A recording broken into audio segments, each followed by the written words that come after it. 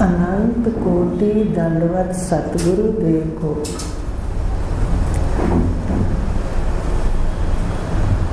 कल अपना विषय ब्रह्म प्रकाश का चल रहा था कि परमात्मा का स्वभाव है एको अहम बहुश्याम, और उसके स्वभाव में बहुश्याम ने उसको ढक लिया, उसको आवरण कर दिया। तो अब आगे ये बताया कि कैसे उससे क्या क्या प्रकट हुआ, उसी से ही प्रकट हुआ और उसी को ही ढक लिया। तो विषय था कि ब्रह्म प्रकाश चैतन्य परमात्मा आत्मा, उससे पहले सबसे पहले माया प्रकटी। माया बताया था सतरस्तम 3 गुण, तमोगुण से 5 भूत बाद में प्रगटे, पहले 3 गुण प्रगटे जिसको माया कहा। अब जो 3 गुणों सहित चैतन्य है, आत्मा है, परमात्मा है, उसी परमात्मा का नाम 3 गुणों के सहित उसका नाम ईश्वर है। 3 गुण प्रकट हुए, 3 गुणों के सहित 1 से 2 हो गए और परमात्मा का नाम ही ईश्वर हो गया, चैतन्य का नाम। और उस माया अव्यक्त में उसको अंतर्यामी संज्ञा। ईश्वर को क्या नाम दिया? चैतन्य को अंतर्यामी। और फिर उस अव्यक्त से 3 गुणों से सबसे पहले 3 गुणों की सूक्ष्म सृष्टि प्रकटी।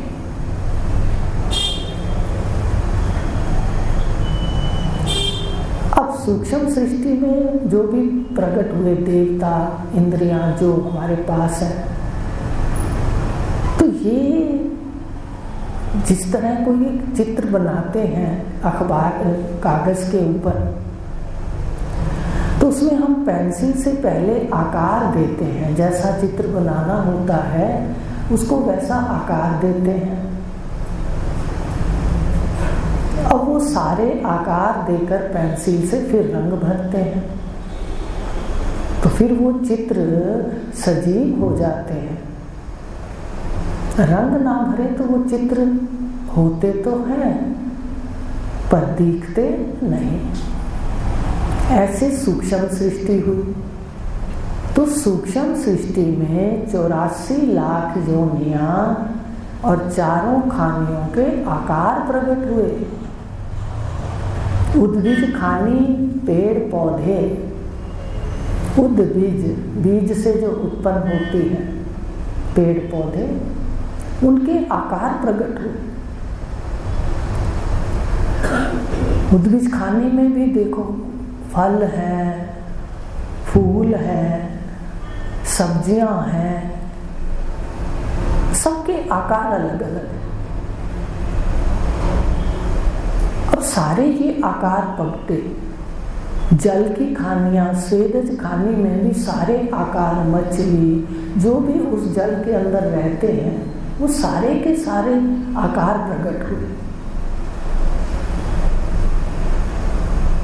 पक्षियों के भी अंडज खानी में सारे पक्षियों के अंडे से उत्पन्न होने वाले जितने जीव हैं, जितने भी हैं आकार, वो प्रकट हो गए। 3 गुणों का सारा खेल है, ध्यान रखना।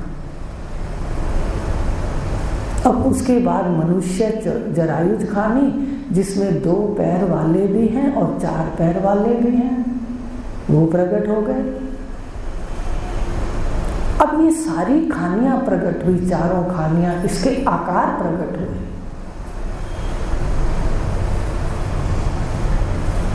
अब ये सारे 3 गुण के हैं और 3 गुण परमात्मा की शक्ति है। एको अहम बहुश्याम।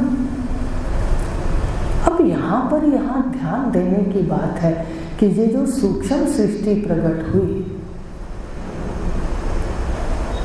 सारी खानियों की जितने भी ये सृष्टि है, ब्रह्मांड है, पिंड है, अब फिर सूक्ष्म सृष्टि के अंदर पंचीकरण हुआ भूतों का। अब जब सूक्ष्म सृष्टि तैयार हुई, सारी खानियों के आकार तैयार हुए, रूप नहीं, ध्यान देना, रूप अलग है, आकार अलग। आकार दिए और फिर बाद में रंग भरे तो रूप दिखने लग गए, सारे रूप।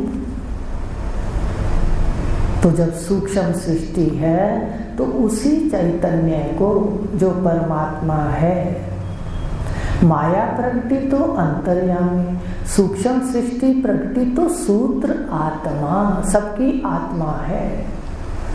84 लाख योनियों की आत्मा है, आकारों की आत्मा है।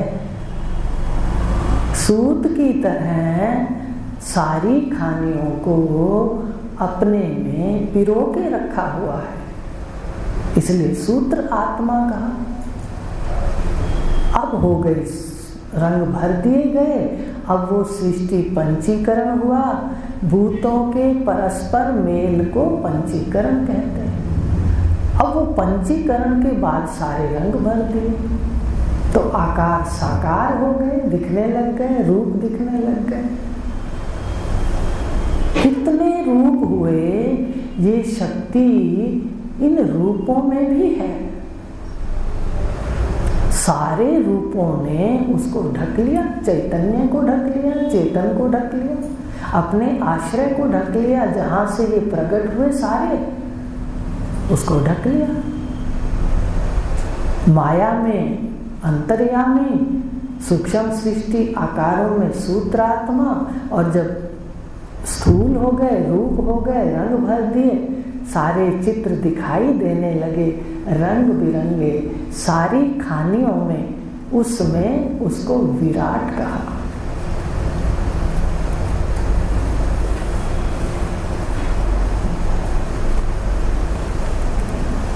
उसको क्या समझा? चैतन्य को ही विराट कहा। ये विराट, ये जितना भी ब्रह्मांड है ये विराट का, ईश्वर का स्वरूप है। विराट दर्शन कीजिए, विराट है वो विश्व, जो विश्व में बैठा है, नर, जिसको वैश्वानर कहते हैं। विश्व नर है, विश्व क्या है? नर है, यही इसी में छुपा हुआ है, लेकिन ढका हुआ क्या है? उसकी शक्ति। अब आप यहाँ को कल बताया था कि जो दिख रहा है ये 84 लाख योनियां, उसकी शक्ति, शक्ति ये प्रतीति है। प्रतीति कभी होती है और कभी नहीं होती। अब शक्ति उसकी प्रतीति है, जगत प्रतीति है, पर सत्ता उसका स्वरूप है। इस प्रतीति में सत्ता है, व्याप्त है, तो सत्ता सदा है और प्रतीति जगत कभी है कभी नहीं है। प्रतीति भी बड़ी शक्ति वाली है, आकार भी बड़ी शक्ति वाले, ये भी बल रखते हैं। आप देवताओं की सृष्टि देख लीजिए, किस देवता में बल नहीं है। आप उद्भिज खानी की सृष्टि देख लीजिए, पीपल में बल नहीं है, तुलसी में बल नहीं है, बड़ के पेड़ में बल नहीं है, घास में बल नहीं है। किस खानी के अंदर, किस आकार के अंदर बल नहीं है? सबकी शक्ति है। तुलसी खा के देख लो, कितनी बताते हैं, आयुर्वेद में बताते हैं, ऐसे खांसी हो तो ऐसे लो, उसका अलग बल है। देखो जितने आकार हैं, ये ध्यान देना इस बात का, जितने आकार हैं उनका अलग अलग बल और या शक्ति है। जल में रहने वालों की देख लो, पशु की देख लो, पक्षी की देख लो, बिल्ली, कुत्ता, सिंह। सिंह आकार है तो उसकी शक्ति है, गाय आकार है तो उसकी शक्ति है। आकार की शक्तियां हैं, जितना आकार है उनका अलग अलग बल है, याद रखना। लेकिन इन सब बल का बल या सब बल की शक्ति, सत्ता, वो आत्मा है। सिंह का आकार है, उसमें बल है, वो डराता है, भक्षण भी कर लेता है। पर अगर आत्मा बाहर है तो देखिए, ध्यान से देखिए, अभी यहाँ पर कितने सिद्धांत हैं जो समझ आ जाते हैं, आपको नहीं बताएंगे, पर यहाँ पर सिद्धांत है। सांख्य क्या कह रहा है, योग क्या कह रहा है सृष्टि के लिए, पर वेदांत कहता है सृष्टि प्रतीति है, ये आकार है तो इनकी सत्ता है आकारों की। कौन कहता है कि इनमें बल नहीं है, पर उनका बल आत्मा है। सिंह का बल है, सिंह में मैं नहीं है, आत्मा नहीं है, तो सत्ता किसकी हुई? सिंह के आकार का बल है, पर उसका बल भी सत्ता के आश्रित है। इसलिए सारी खानियों का बल है। आप किसी को ले लीजिएगा, आपको उदाहरण भी दिया था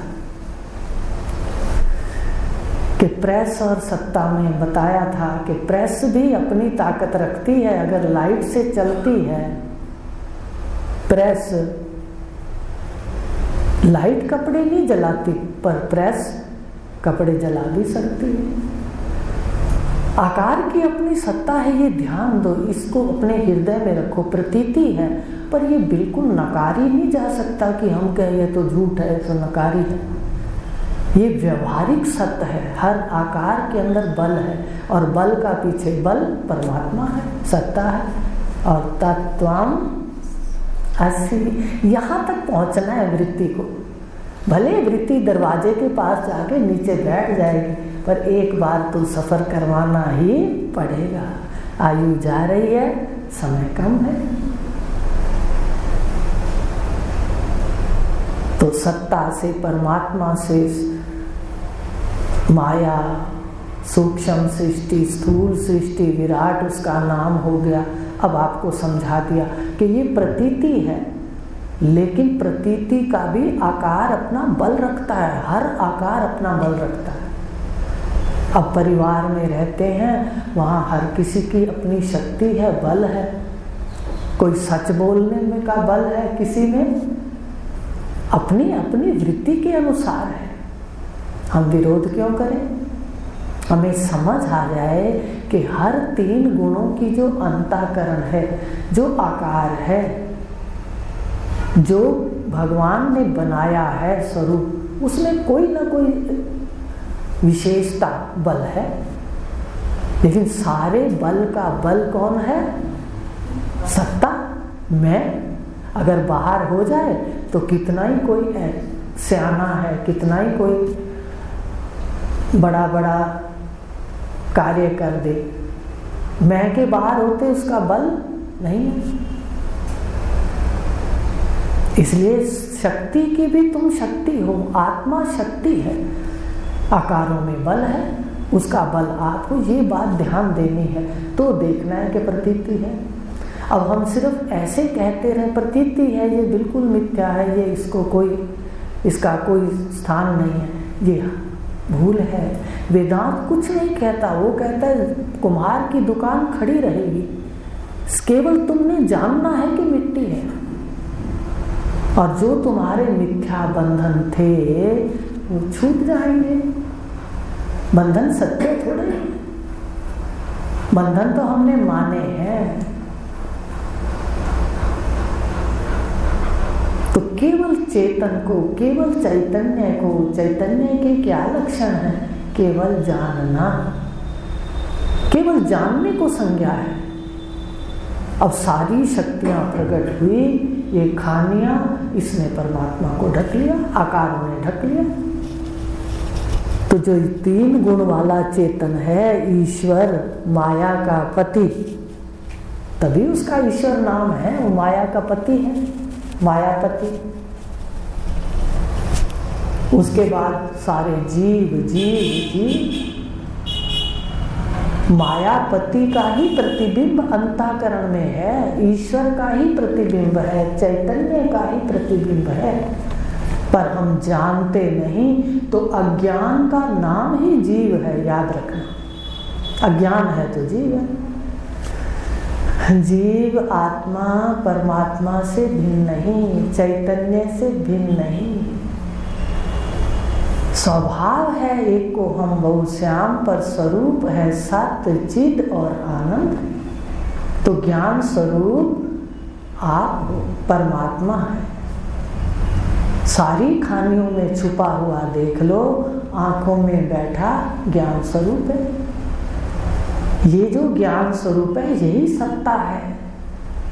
आप जो आकार का बल है उसको भी जानते हो। रात को सारे आकार लय हो जाते हैं, फिर भी आप कोई आकार नहीं है तो भी जानते हो। आकारों में प्रवृत्ति है, सुबह उठकर प्रवृत्ति है, प्रवृत्ति में सुख ढूंढते हैं, पर जब घर जाते हैं निवृत्ति में रात को, अपने स्वरूप में वृत्ति लय होती है, ये आत्मा परमात्मा में लीन होती है, कैसे तड़पती है। नींद ना आए कैसे तड़पती है, क्योंकि इसको घर जाना है। निवृत्ति का सुख प्रवृत्ति के सुख से ज्यादा है, ये ध्यान से देखिए। तो प्रतीति और सत्ता, सत्ता में प्रतीति जो कही ये भी कोई व्यर्थ नहीं है, ये व्यवहारिक सत्य है। व्यवहारिक सत्य में व्यवहार करना है, पर जीना अपने स्वरूप में है, सत्ता में। सत्ता आप, जानना आपका स्वरूप है। प्रतीति तो कुछ समय की है, इसमें लाभ ले लो हर प्राण हर क्षण का। श्वास श्वास सत्य में स्थित रहो, ये लाभ ले लो। कोई अच्छे कार्यों में अपना योगदान दे दो ताकि मन की वृत्तियां सुधरे। कभी भी संसारी का ज्यादा संग ना करो। संसारी व्यक्ति जिसको तत्वज्ञ पुरुष नहीं मिलते वो संसारी रहता है सारी उम्र। आप आगे पीछे देखो, संसारी व्यक्ति साधना करता हुआ भी, यज्ञ करता हुआ भी, गुरु दरवाजे जाता हुआ भी, सारी साधना करते हुए भी वो संसारी मानता है, खुद को गृहस्थी मानता है। उसका ये गृहस्थीपना और संसारीपना छूटता ही नहीं। लेकिन तत्वज्ञ पुरुष संसारी को साधक कर देते हैं कि देख तू साधक है, ज्ञान दे देते हैं सत्य का। भले हमें ना दिखे, भले हमें याद ना रहे, पर समझ आ जाती है कि मरना मुझे नहीं है, तो साधक बना देते। तो साधक ध्यान दो, संसारी हर काम करते हुए, पूजा पाठ करते हुए भी संसारी रहता है सूक्ष्म रूप से, और जो साधक है वो सारे संसार के काम करते हुए भी दृष्टा रहता है, साधक रहता है। आप अपना मनन करो। तत्वज्ञ पुरुष का साधक सदा साधक रहता है, चाहे वो कहीं रहे, चाहे वो संसार में लिप्त रहे, उसको ध्यान रहता है कि मैं तो साधक दृष्टा हूँ, मैं दृष्टा हूँ, मैं आत्मा हूँ, मैं साक्षी हूँ, भले रटा हुआ हो। ये फर्क है। तो तत्वज्ञ पुरुष समझाते हैं कि ये जो विराट रूप है भगवान का, ये सामने है, पर सबको दिखता है, प्रत्यक्ष दिखता है।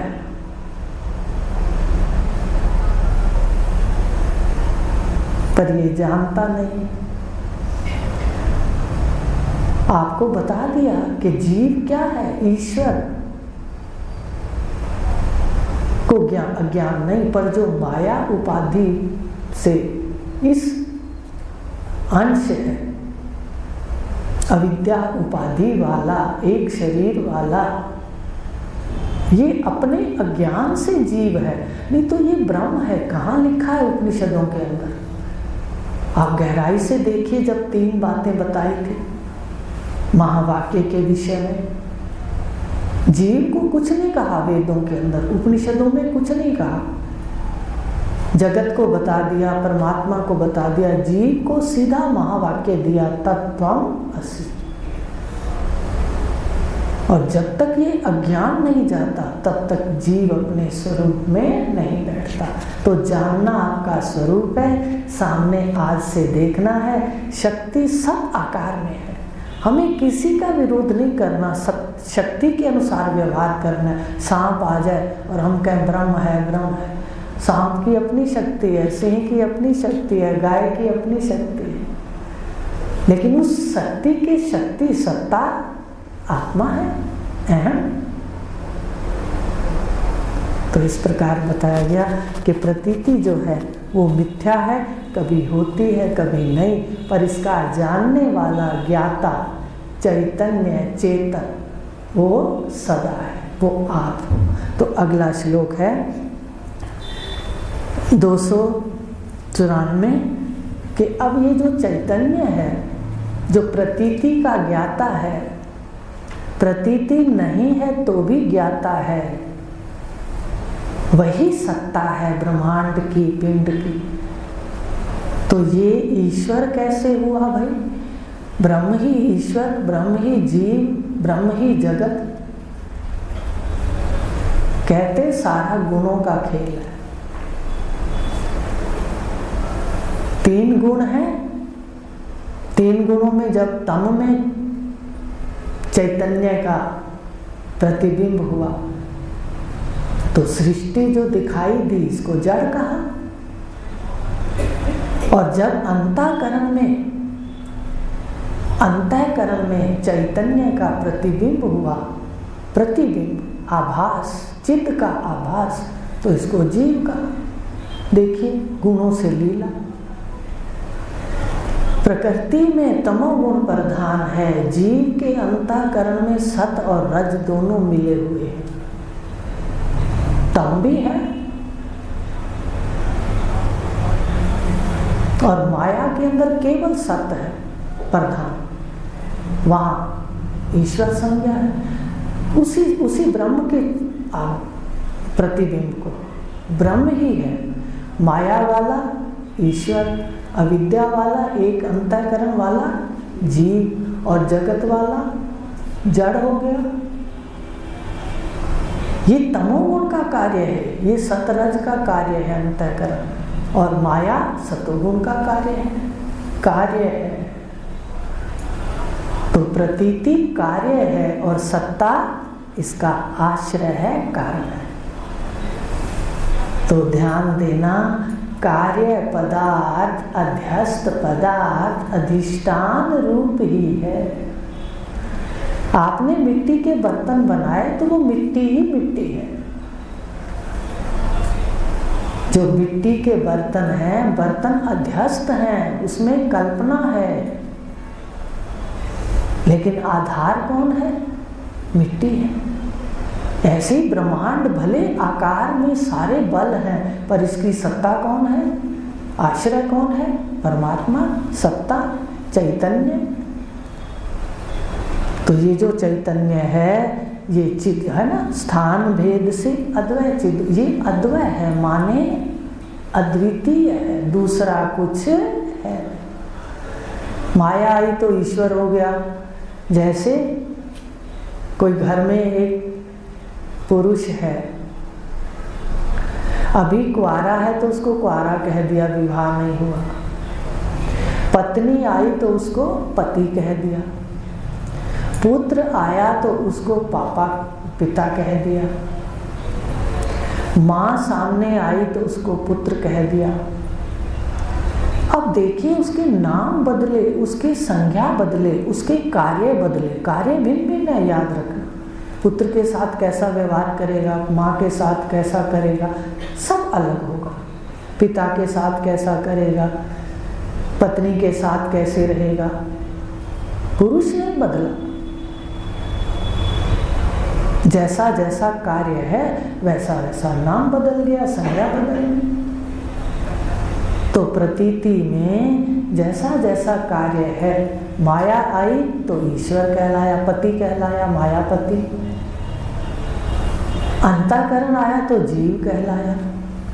ये जगत आया जड़ तो जगत कहलाया। नाम उसके अलग है पर व्याप्त सारे ब्रह्मांड में सत्ता है। तो बल सबके अलग अलग हैं। जिसको प्रतीति कहा था कल, आज बता दिया कि प्रतीति में भी आकारों में बल है, पर उस बल का बल सत्ता कौन है? चैतन्य है, चिद। और वही चिद ईश्वर है, वही चिद ब्रह्म है, वही चिद जीव है, वही चिद जड़ जगत है। आप स्वप्न बता दीजिए।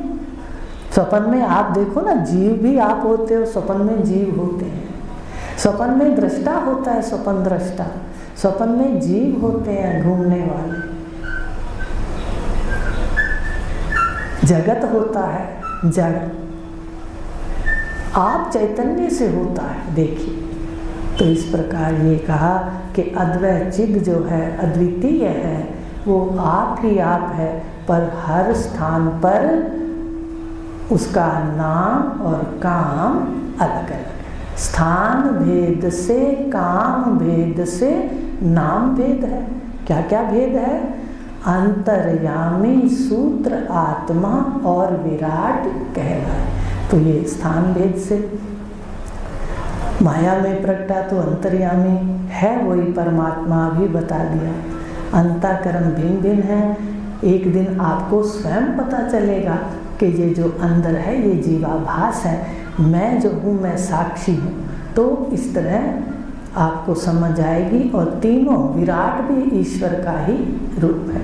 और भगवान ने तो 11वें अध्याय में कह दिया, 7 अंग बता दिए ईश्वर के। द्युलोक उसका सिर है, सूर्य चंद्र उसकी आँखें हैं, वायु उसके प्राण हैं, अग्नि उसका मुख है, उदर उस आकाश उसका उदर है,